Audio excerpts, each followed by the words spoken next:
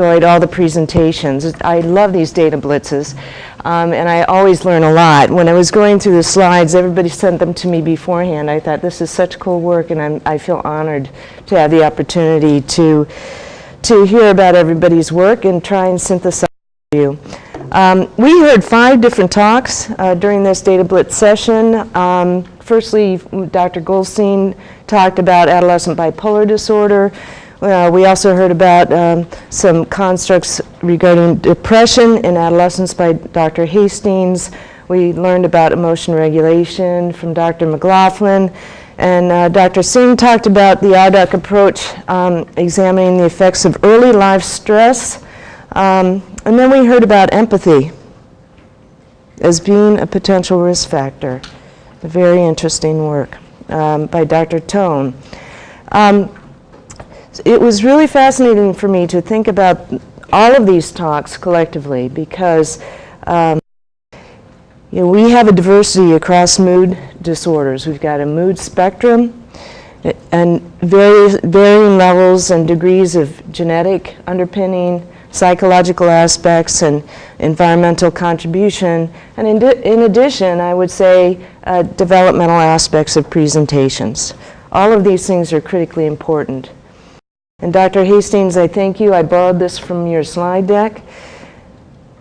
But importantly, what we learned today is that these disorders and these things that we try so hard to treat clinically are not just localized in the brain. The majority of these talks during this data blitz really talked about these being systemic disorders, right? So we have the immune system contribution, or biomarkers, peripheral biomarkers that are being assessed. We have cardiovascular system. We have the endocrine system, the HPA axis. And each one of these talks in turn did tap into one aspect of these things. So Dr. Goldstein, to summarize your highlights, C-reactive protein is elevated in bipolar disorder, and it's similar to juvenile rheumatoid arthritis. I think that's really fascinating. Blood pressure and BMI correlate with risk-taking in adolescent bipolar disorder. We learned that adults differ from adolescents, again underscoring the developmental lens, but adults with bipolar have more oxidative stress, and lipid oxidation is associated with subclinical atherosclerosis in adolescent bipolar disorder. So cool that exercise normalizes brain activity, and endothelia function is associated with improved sustained attention following exercise. The next talk, just to summarize, hippocampal volume moderates association between familism and CDI and rumination. Parasympathetic regulation, parasympathetic suppression to sadness moderates the association between supportive parenting and girls developing depression. Gender is an issue. Several of the talks talk about differences between boys and girls. A hyper-responsive HPA stress response is associated with increased SI regardless of impulsivity in girls. And friendships predict HPA stress response. So, social context, support, negativity, all important to either sustain or moderate clinical presentation. Dr. McLaughlin, in those with trauma, thinner perihippocampal gyrus was associated with depressive symptoms. Smaller hippocampal volume was associated with major depression. Trauma was associated with greater amygdala reactivity to strong emotions, and greater amygdala reactivity was associated with PTSD symptoms after the Boston Marathon attack. Being from Boston, that was powerfully impactful to me.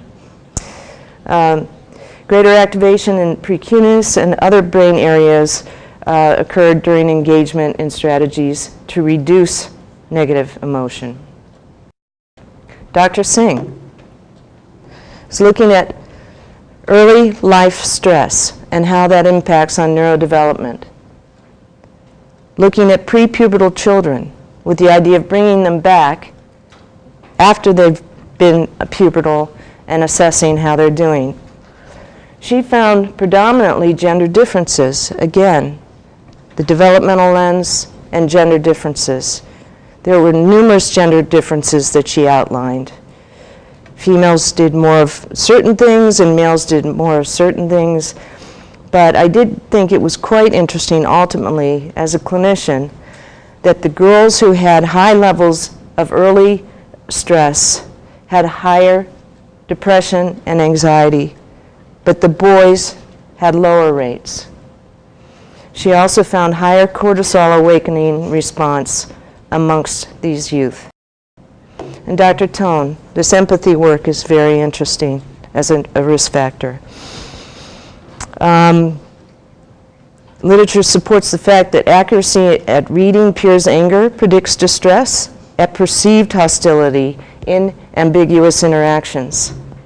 High empathy was associated with internalizing problems in those with poor regulation, and heart rate variability was associated with withdrawal. So all of these talks leave us thinking about potential biomarkers. The CRP, measures of oxidative stress, brain activity and anatomy, the HPA axis, which we're not supposed to talk about. But as was raised in this morning's discussion, it's true in this discussion. What is the specificity of these biomarkers? Are they specific to diagnostic construct? Are they specific to some interaction between genetic vulnerability and environment? Or are they nonspecific? Are they more markers of vulnerability in general psychopathology? Retest issues are critical. And as a clinician and as a prescriber, I'm mostly interested in not necessarily about the diagnostic specificity, but are these predictors of treatment response, either to pharmacologic agents or non-pharmacologic agents. We have to think about age effect. It's critically important to think about mediators and moderators.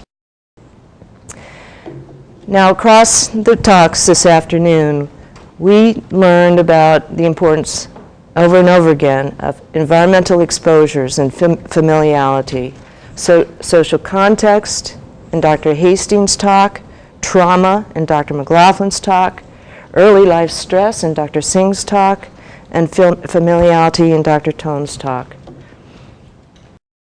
Now let me turn to the RDoc, because this is hot, and like Dr. Singh, I have had some of the Kool-Aid. Not sure until I get funded, but I think I have. We've got a variety of different domains, and actually this is from a talk that Eric gave, and I did borrow it, Eric, from you at the NNDC conference last year, and actually he did have social dominance in there, and I changed it quickly. Because it's been removed. That's right. So we have these domains of dysfunction, and Eric has nicely outlined, the situation in mania, the situation in depression, and euthymia, and the question mark in the mixed column there. It's critically important for us to think about these domains. And again, as a clinician and as a prescriber, and Dr. Singh and I were talking about this earlier, and I don't want to say anything to offend anybody in any way, but for decades, in prescriptive practice, we haven't really been targeting a diagnosis. We target domains of impairment, okay? We target sleep. We target aggression. We target executive dysfunction. We don't target diagnoses. And we establish hierarchies, okay? So in my view, RDoC just has so much promise in terms of informing what we do to help kids day to day, right? And if we could establish biomarkers, it would be awesome. Now, let me see the abysmal effect sizes there. Now, we go to psychotics. See the robust effect sizes in youth versus the effect sizes in adults. That may or may not be a good thing. I mean, these SGAs come with side effects. So if we had biomarkers that would help us predict response to various agents and more targeted treatment, it would be fabulous. So I'd like to wrap up. I know we'll have some time for questions and answers, and I want to thank you for the opportunity to try to bring this all together.